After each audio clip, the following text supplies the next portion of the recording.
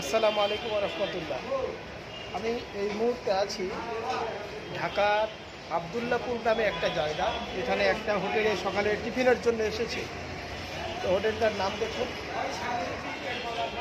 আল্লাহর দান বাংলার খাবার হোটেল। এখানে আমি পরোটা খেতে এলাম। তো ভিডিওটা করার এই কারণ এই জন্যই, দামের একটা ব্যাপার আসছে। যেমন কি আমি দুটো পরোটা খাচ্ছি, ধরুন দুটো পরোটা নিয়েছি, আমার বলছে দুটো পরোটা 30 টাকা।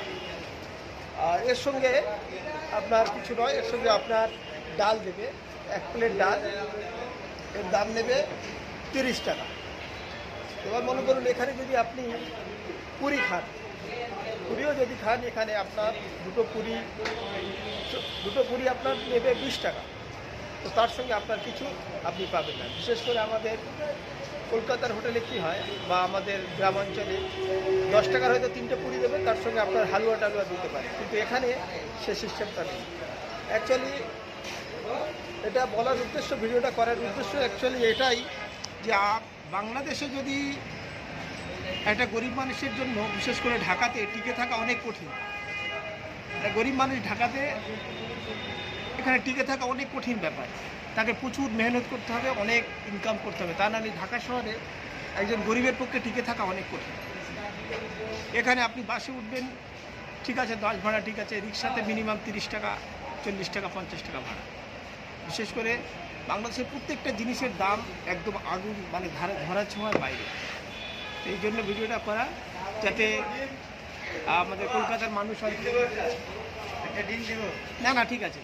এই যেমন এসেছে, আমি ইন্ডিয়ান দেখে আমার আঙ্কেল এই হোটেল মালিক এসেছেন, বলছেন একটা ডিম দেবো, আমি না। এই জন্য ভিডিওটা করা যে বাংলাদেশে টিকে থাকতে গেলে এখানে প্রচুর ইনকাম করতে হবে। আমাদের কলকাতায় যেমন 50 টাকায় আমরা মাছ ভাত খেয়ে নিতে পারি, কিন্তু এখানে সেটা সম্ভব না। আমরা মনে করুন 100 টাকায় বা 60-70 টাকায় মাংস ভাত খেয়ে নিতে পারি, কিন্তু এটা বাংলাদেশের স্বপ্নের ব্যাপার।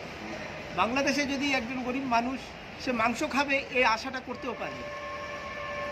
এখানে এত দাম, মাংসের কেজি 850 টাকা, 800 টাকা কেজি, আমাদের ওখানে 200-250 টাকা কেজি।